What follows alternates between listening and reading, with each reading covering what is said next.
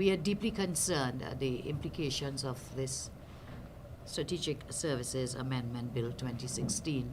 The more research we do, the more the bill appears to really, the end result of it would be to really have an onslaught on the constitutional rights of citizens, their rights to privacy.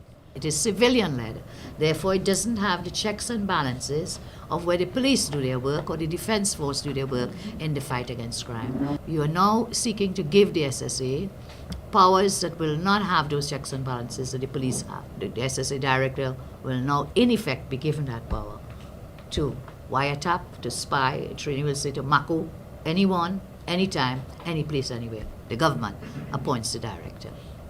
That director then is in charge of hiring everybody else. So where are the checks and balances to ensure that the recruitment that takes place is done in a manner that will not result in hand-picked persons being selected to work in this SSA? It goes deeper.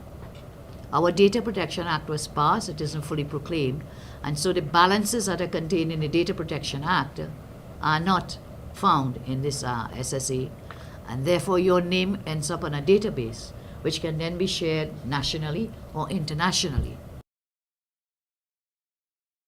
You are blacklisted on land in New York or land in London or land in Brussels, and you did not even know your name may have been in a database, because all this is done secretly. You will never know whether you are being intercepted, in other words, being spied upon. Yet further, there are no provisions as to how, what criteria will be used to place people on this database.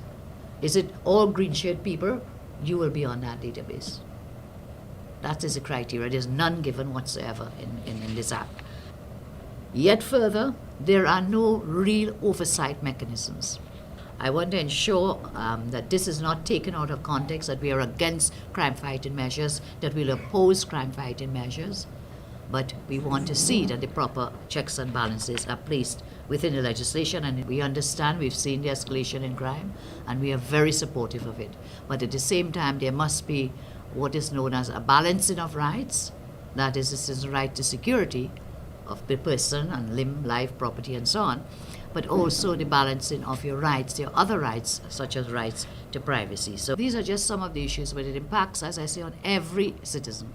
Whether you be a businessman, whether you be an ordinary husband, wife, communicating with each other, members of your family, whether it be media personnel communicating with your sources and otherwise, whether it be politicians, trade unionists, it will impact on every single citizen in terms of breaches or violations of rights to privacy, rights which are enshrined in our Constitution, and rights that also form part of the Bill of Rights of every democratic nation in the world.